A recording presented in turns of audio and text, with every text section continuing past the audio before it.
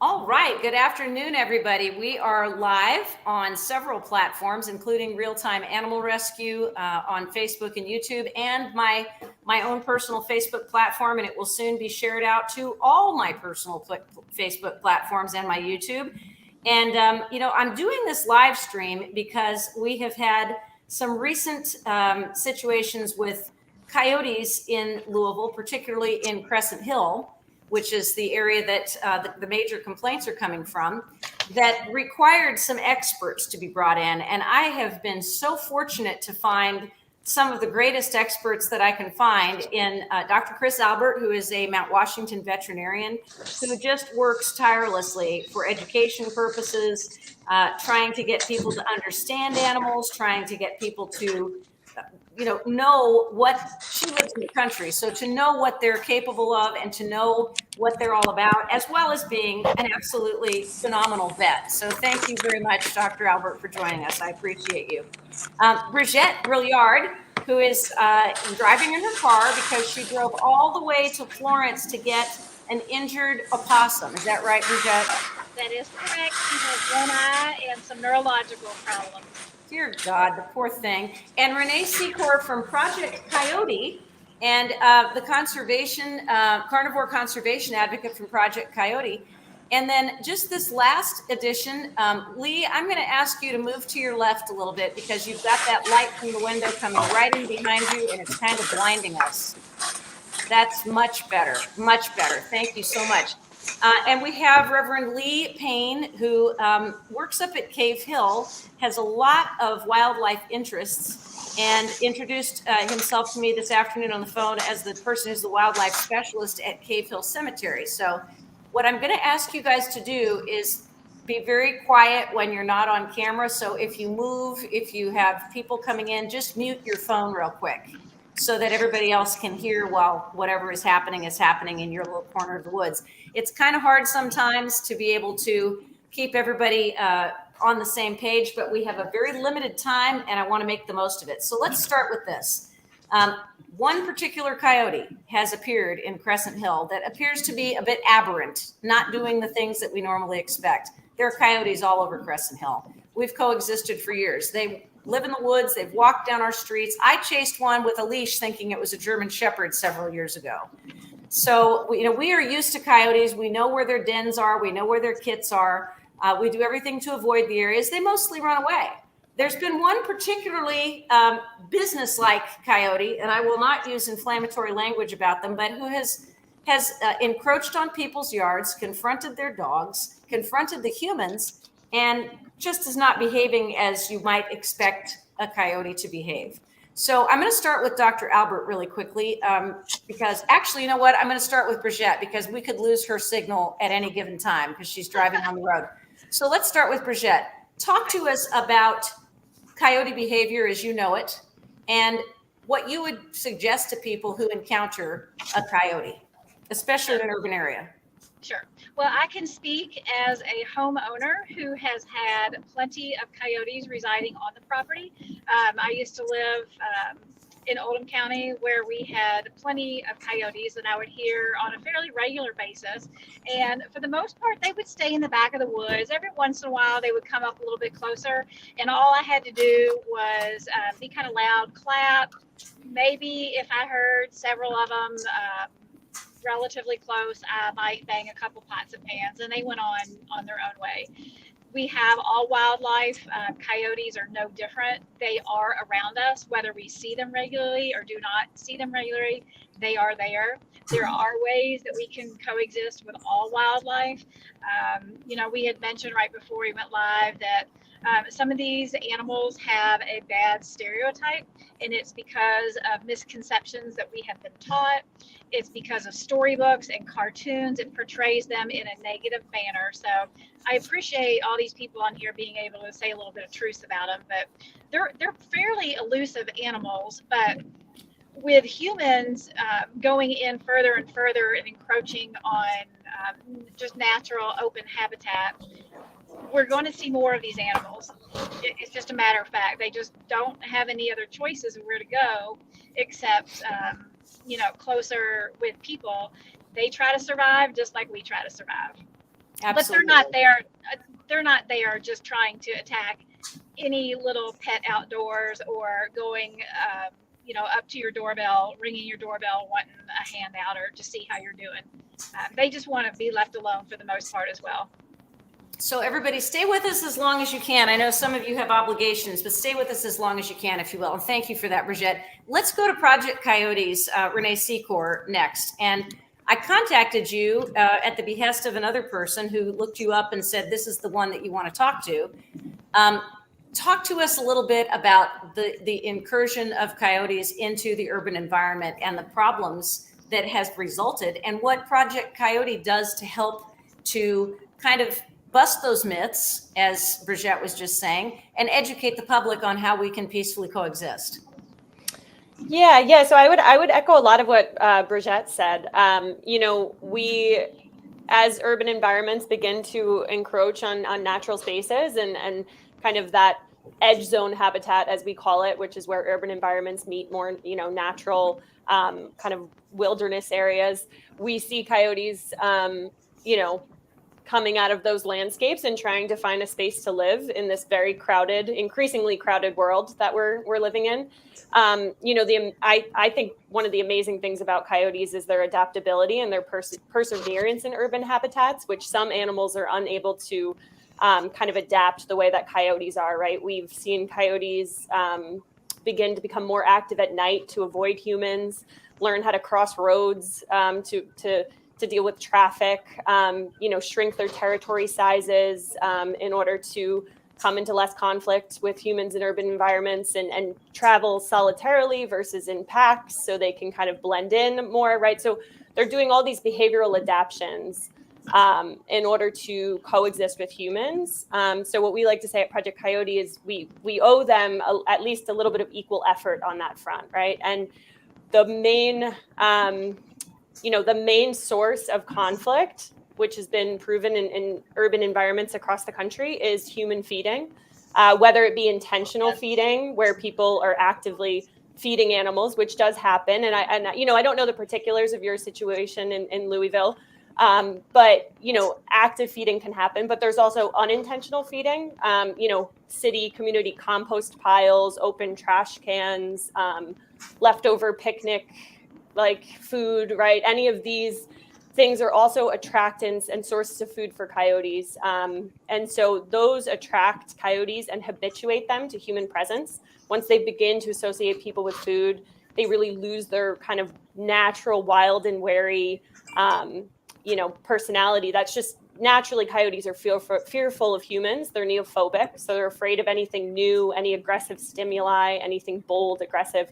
And so, what happens is this human feeding, whether it be intentional or unintentional, like I said, is what really habituates them to human presence.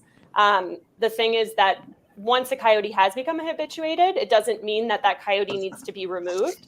It just means that we need to reinstate a natural wariness that coyotes have, which is, that's when hazing comes into the situation. And when, it's been proven a very effective strategy, which is essentially when you see a coyote or when a coyote comes too close for comfort, you appear what we call big, kind of bold and loud. Clap your hands, stomp your feet, yell at that animal, appear very big and bold, and do it until the animal runs away from you. So you can get that kind of, it's almost like a dog, right? You're training that animal to be, hey, you're fearful of human presence. So when you come too close to humans, what happens is we appear big, bold, and loud, and so you just kind of naturally train those coyotes to be, wild and wary of humans. Another coyote expert that I talked to from Canada yesterday said that it's reestablishing human coyote boundaries. Is that essentially what you're saying? Yeah, I think that's a great way to put it. There's a natural boundaries that coyotes respect until kind of human feeding or kind of that lack, habituation happens. And so, reinstating that boundary, that's a great way to put it. Yeah, I would agree. All right. Thank you so much, Renee. Dr. Albert, let's hear from you because you have some rather painful statistics to talk about. And I'd like you to share those and share your experience as well as a veterinarian living in the country in Mount Washington. Indeed. So I find there's a lot of urban and suburban wildlife that live among us and cause no problem whatsoever. There are a lot of coyotes that cause no problem whatsoever. But every now and then, there's a coyote who's acting weird and who makes people nervous. And that's where all our response comes from, is we're a little scared. Mhm. Most of us saw on national news that coyote that went and grabbed a child, and I think everyone's a little bit more heightened. That animal, by the way, has been destroyed. DNA confirmed it was that animal by saliva on the kid's pants. So what do? First, take a breath. Don't panic. For goodness sake, don't let your discomfort prod you to go kill all the coyotes that are behaving just fine. And there's lots of those. Coyotes are coming too close either because there has been an attraction to people. Feeding is the one we've been hearing about. Or they've not been made uncomfortable enough when they do approach out of just curiosity. Right. So what do? You remove the attractants. You keep your pets and your dogs inside unless you can watch them and have aversions handy. And we'll talk about the aversions. If you feed community cats, feed them twice a day and remove the food immediately after. Keep the garbage and bird food inaccessible. Coyotes will happily eat bird food. Interesting. Scoop your pet's poop. Poop attracts rodents, attracts other wildlife. We all know dogs can be nasty and eat poop. So can coyotes. So scoop that poop. Do not feed the coyote. A dead coyote is a dead coyote. So those are some removing of attractants. For aversions, you can stand tall. We've heard this. Make yourself big. Wave your arms. Shout. Make noise. Air horn, pots and pans, can fill with coins or pebbles, snapping plastic bags, opening and closing umbrellas. Those are things. If you have it, you can direct a projectile toward, not at the coyote. Sticks, clumps of dirt, small rocks, a tennis ball. It is known for the people who are dealing with coyotes all the time. It can take a while for a coyote to leave, but keep it up. Yeah. In short, if a coyote appears, if this coyote appears to you, stop, pick up children and small dogs, stand still, don't run. Running will attract them. Just like a dog. Big and noisy, shout, stomp, throw stuff. If you want to leave and not be the forward army in this, back away slowly, continuing to be assertive. And I think all those things will help reestablish the boundaries that we need with this coyote in particular, and with any coyote that you find. Exactly.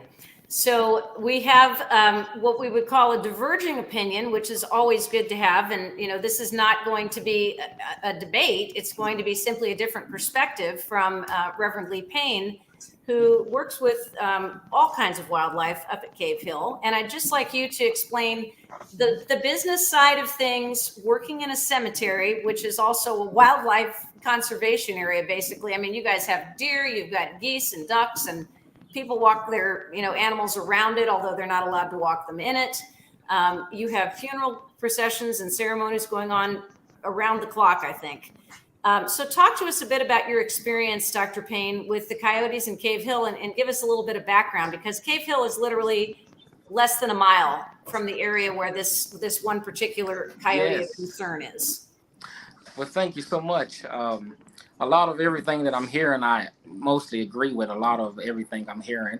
I also work for Raptor Rehab. I'm also the president of the Louisville Audubon Society. I'm also the board member of the Beckham Bird Club. I'm also the board member of the Louisville Nature Center and Burgess Creek State Nature Preserve. Awesome. I'm also a member of Fish and Wildlife. I do a lot with nature and wildlife. Everything they are saying is correct. Most coyotes will just run away. I came here at Cave Hill in 2015, and we had an infestation of coyotes. We took out of here 15, and mostly all was females and only 3 males. When they began to get into a pack, Once these coyotes get establish a pack, and there's more than 10, a huge amount of coyotes, what issues we begin to have is, first they begin to start attacking all the deer, which start causing us thousands of money, because as they are jumping on the deers, they kicking and flipping over our monuments, and the monuments are breaking. We have to pay for those. The carcasses stand there, land there. They don't never eat all of it. They'll leave some of it in the morning. The guests and stuff see all that. Also, at our funeral services, one thing Project Coyote said is she starts seeing more activity at night for the coyotes. Here, I'm beginning to see more activities during the day. Multiples are running around amongst humans, running in between the people and the casket at funeral services. People are screaming. Guests are scared. And if you have a property like mine, if you get a pack of coyotes, other animals can't survive. The coyotes have killed a lot of my foxes. They have killed a lot of the cubs. They don't eat them; they just shake them and kill them. All of our waterfowl they have devastated. This was in 2015. We no longer have that issue anymore. They was unafraid of humans. They come right up to your car. No one here ever fed them. And so first thing I started doing is calling Fish and Wildlife, because we had such a huge problem with this coyote population here. And they didn't have a specialist, so they got a man named Mr. Mark True, ACT, Animal Control Tactics. And he said to me, this is so strange how we have coyotes in the middle of the city. These are not in the country, open land. They are now beginning to mingle with us in the city due to loss of habitat. We are destroying a lot of habitat in the world, and definitely here in Louisville. I usually speak a lot on the Wild Commonwealth broadcast to save habitat, because so many developers are taking land when it's open space to develop on. I'm very big on that. Coyotes are different from a fox. Foxes you can transport. You can they can take them places and other fields that have more than 4 acres. It's not against the law to release a fox. If you catch and trap a coyote, by law, you have to euthanize it. It has to be euthanized. If you catch a coyote, you can't catch coyotes and release them on someone else's property or somewhere else, because they are such a nuisance. It hurts me as an animal lover to even try to give the coyote a bad name, because they are trying to survive. And the issue we just have is how aggressive a lot of them did get. And you ask the question, like Dr. Albert said, what's going on here? Take a deep breath. Why are these coyotes getting aggressive? Why are they attacking us? I have lots of video footage and documentation of studying of these coyotes here in Louisville, running up and down Zorn Avenue, Cherokee Park, Seneca Park, all the way here to Cave Hill. Iroquois Park. Iroquois has a very huge population of coyotes. I was there one day when a coyote took this lady's dog, and she was crying, and it was like a chihuahua that she had, and she just let the leash go. And I don't never like to alarm the public, so people start getting scared and thinking that all coyotes are like this. Anytime you have domestic animals like we have a lot of domestic geese here and waterfowl. We have peacocks. We have chicken. We have turkeys. With the coyote, I can't have any of these animals here. They have destroyed all of our animals before I came, so we was unable to keep anything due to. And you called the coyote the apex predator. Absolutely. He is the boss. There's nothing here that's going to take down a coyote that we have here in Kentucky. That coyote is is a bad boy.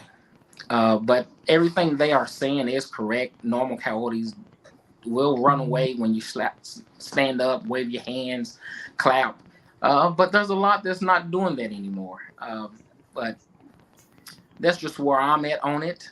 Um, Once we cleaned up our coyote problem issue, everything prospers now. Our foxes are having litters of 7, from 5 to 7 every year. Wow. Which is wonderful. We love our foxes here. All of our geese and ducks are beginning to have multiple eggs and stuff when a lot couldn't survive because they would just eat everything, including our swans. Swans are very expensive. Our turkeys and peafowl are now surviving. The foxes don't cause a big problem. Foxes will get a duck every now and then, like a Peking duck or a mallard, something small. But the coyote, it's a problem. It is an issue for not just here in Louisville and Kentucky, but all over because they are now mingling with humans now. And we need to come up with a way to live with them. But it's easy when you're dealing with one or two. When you get a pack like I had, that's when it gets really rough. So interesting perspective to hear from you, Lee Payne at Cave Hill. Just a completely different environment, a different experience than you've had. These 3 women who do so much to preserve wildlife and do so much to work with wildlife. So Renee, let's go back to Project Coyote for just a moment. When you're in a situation like this one that Lee was describing, what other alternatives are there to trapping and euthanization of these animals that you're aware of? Yeah. So thanks for the opportunity to chat. And I would love to follow up. I do have to leave in a few minutes, but I would love to follow up with you, Reverend, after this as well to kind of work through some of the details and specifics here. Because we have, Awesome. At Project Coyote, we have a coyote-friendly community program that works on implementing non-lethal solutions for coexisting with coyotes. And there might be some, I would have to do an on-the-ground assessment or kind of look at the situation a little bit more in depth to figure out what's going on. But there might be some, unintentional feeding happening outside the cemetery. The specifics we'd have to, yes, but I'd have to all detail. that's over with now, though. But all that's over with now, so we don't have that issue anymore. Yeah. So I will, and I will say, one of the interesting things with coyotes is that, lethal control is actually, very counterproductive. What we know about coyotes is that when we do lethally control the populations, it actually causes an increase in population. So a lot of times wildlife managers think that, by coming in and culling a pack or killing a pack of coyotes, that will remove the problem. But the truth with that is that there's always coyotes in the fringes that will move into those territories. And lethal control, what happens is there's a disruption of kind of pack dynamics and social structure, and you'll actually start to create multiple breeding pairs in a pack, whereas before you had a pack dynamic that had one breeding pair. And so over the long term, you can actually see an increase in population when we start to use lethal control. And so, what happens is this kind of this kill cycle, as we call it, where if you use lethal control, you'll have to continually use lethal control. And that's just not, the kind of coexistence world that I think any of us want to live in with killing wildlife. So, but, there's a lot of, sometimes, hazing programs it's a community effort. And so, there's things such as high intensity hazing, which, such as, really aggressively hazing these animals to kind of reinstate that fear and wariness. And so some of those programs might be important to implement here. But yeah, I would love to follow you up with you to try to work out kind of a coexistence plan. We help write, coyote management plans for municipalities all across the country. Awesome. So yeah, I will give you all of our resources and let's chat. Tara, if you could put us in contact, that would be absolutely awesome. I sure will. And I know you've got to go, but thank you so much for sharing. What's the website for Project Coyote? Yeah, so it's projectcoyote.org. Super easy. Yeah. Easy. Perfect. Thank you so much for your time, Renee. And I want to go over to Brigitte and Dr. Albert now, and just kind of let them respond to what Reverend Payne was describing and other solutions. Bridget, a lot of people don't know whether Second Chances Wildlife will take coyotes in. I mean, I've brought you possums, raccoons, and every imaginable bunny rabbits, turtles, birds, squirrels. Sure. But do you take coyotes? I'll say what we do and don't do.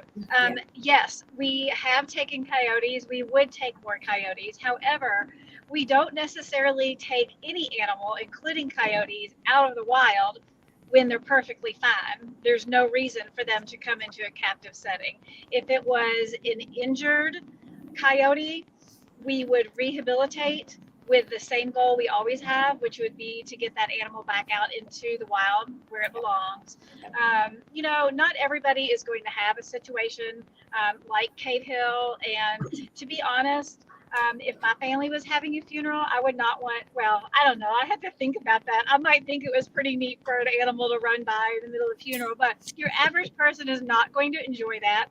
So I understand that he has to address those issues, and hopefully he and Renee can work together, collaborate some wonderful ideas, and solve that any issue. I would piggyback on what Renee said. It is proven that when you eradicate any particular animal, it does make room for more to come in. That's the same thing with even trapping one animal. Obviously, that species liked that habitat for some reason. So if you remove one, it just makes room for another one to come along. So I think that the really important thing to do is learn to coexist. And my bottom line to a homeowner that might be nervous about a coyote, just because, it's kind of like a child that is anxious over a thunderstorm. If you talk about that thunderstorm over and over and over, it only raises the anxiety level. If you talk about it once, know that, the thunderstorm is not going to get in the house to get you. Everything's going to be okay. You can move on from that. So sometimes the more people think about it, talk about it, research it, it just amps them up a little bit more. But your average house, I would say, it's a whole nother segment for you with you, Tara. But exactly. People should bring their cats inside anyway. Outdoor cats don't live quite as long, and they kill a lot of wildlife anyway. But if you have to have them out there, like someone said, feed them and then remove the food. Because if you put food out there to feed any animal, it's just an open invitation. And wild animals don't understand that was not put out for them. It was put out for another animal. But they think it's wonderful and they appreciate it. And then they go tell their friends. And then pretty soon you have a party house at your house. So there's lots of preventive measures. We have a whole page dedicated to ideas on not having wildlife in your yard if you don't want it. But if people have yards, they're going to have some type of wildlife in their yard at some point. Just it is. If you go to the beach, you're going to get sand in your shorts. And give me your website, Bridget, because I send that page to everybody who has an animal, and I say, is it really orphaned? That's the name of the page. Yes. There's a coexisting with wildlife page, and there's a is it really orphaned page. Both are chock full with useful information. And our website is secondchanceswildlife.org.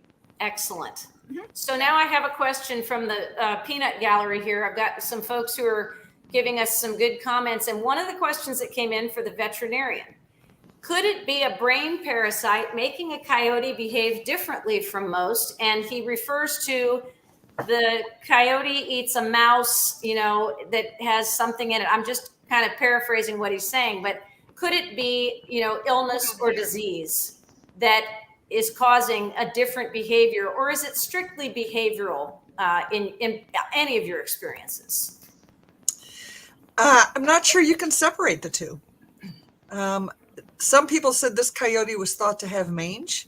Mange will make them more colder. They can't cope with cold as well, so they're going to seek somewhere warm, and where a warm place is going to be around human habitations. Right. So you can have a disease that causes a behavioral problem. Brain parasites aren't that common. So it wouldn't be first on my list of what would be causing it. Yeah. Reverend, you said that the problem went away in 2015. You got rid of that pack and you haven't had a problem since, right? That is correct. And we took out 15 of them here. So I'm wondering if that you had a bunch who had just figured out a way to live, and being aggressive was part of the picture. And then Yep. when they started getting shot at, anybody who was left was like, oh, this is not working anymore. And they did reestablish that. We know there are coyotes everywhere, and now they're behaving. It was a shame to have to go to that 11 to 7. They're wrapping up right to now. that They're driving 80. degree. Maybe if we start hazing sooner, maybe if we start with people now who see this coyote, you're going to be tempted to feed it. Don't feed it. Yes. Yeah. Don't feed it, because the poor sweet Yeah. thing needs to eat. But if you feed it, you're going to create the problem that the Reverend had. Correct. And so you have to shoo it away. It feels mean, but it's not mean, because those were likely fed not by the Cave Hill Cemetery personnel, but by picnickers and people outside and bird seed and all Absolutely. that. So it feels mean, and it's okay to be mean, because in being mean in that situation, you will save these animals.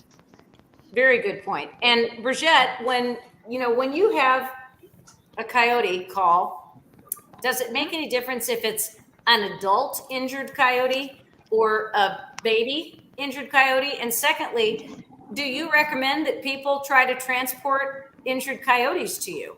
Or would you come out and get it yourself? I mean, this is a really important question, because we're not talking about domesticated dogs here, or possums or bunnies or things that normally people would bring you. Sure.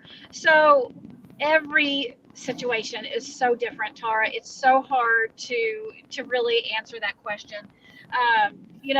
If someone is able, sometimes animals have little limps, and that's really not that big of a deal. Sometimes that's like us having a sprained ankle, and we'll baby it for a while, and then we'll be okay. So in that circumstance, someone's going to have a tough time even catching it.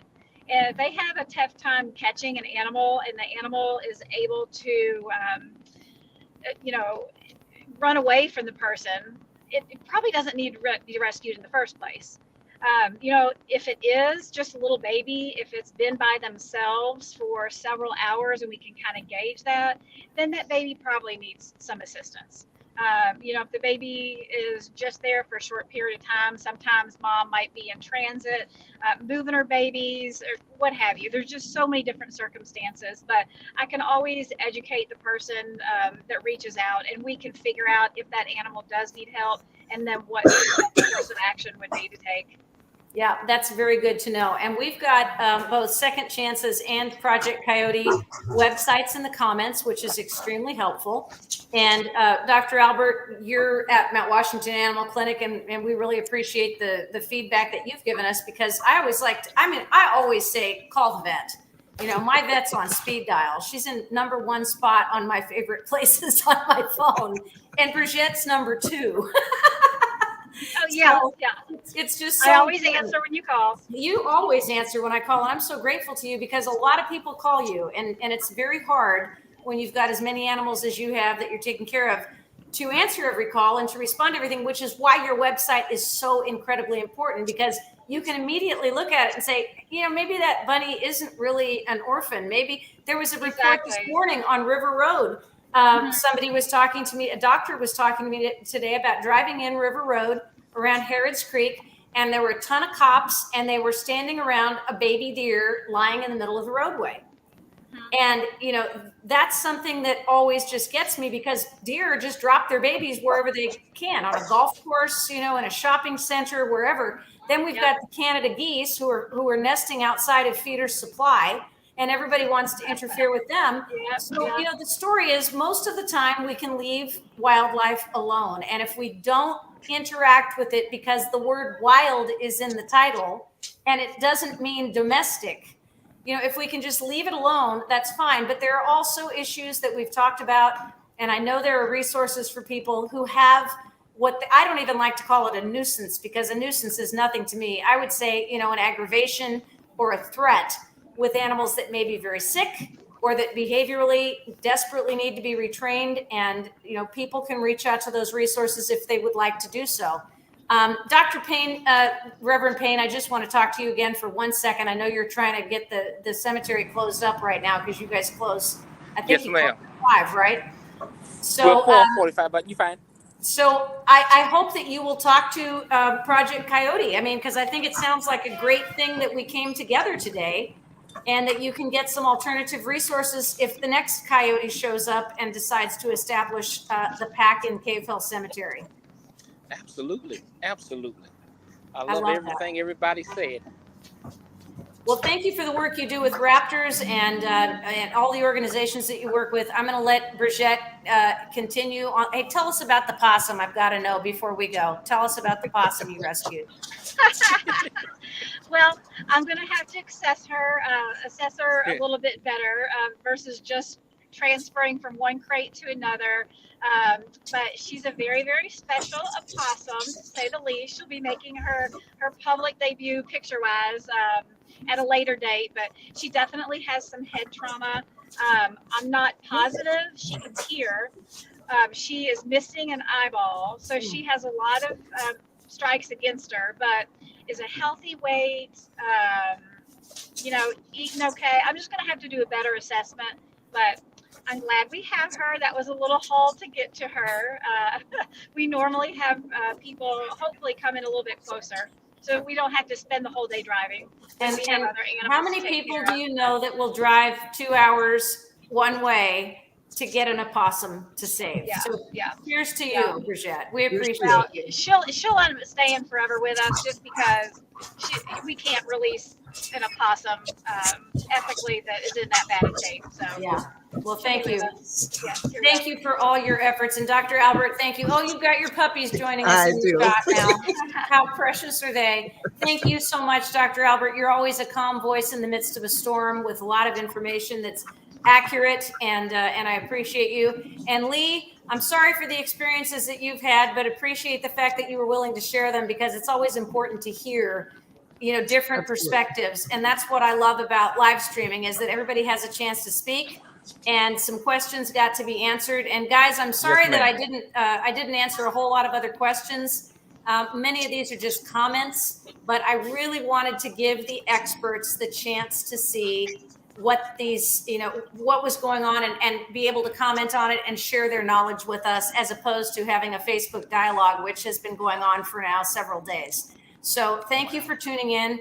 Please share the live. We appreciate you. And I hope you guys all have a wonderful day. Safe trip. There's a cat on your table, Chris. I know. So have a wonderful evening, everybody. Thanks so much for tuning in. And I'm sure there will be more to come. Thank you so much. Thank God you. bless y'all. Tara. Bye-bye.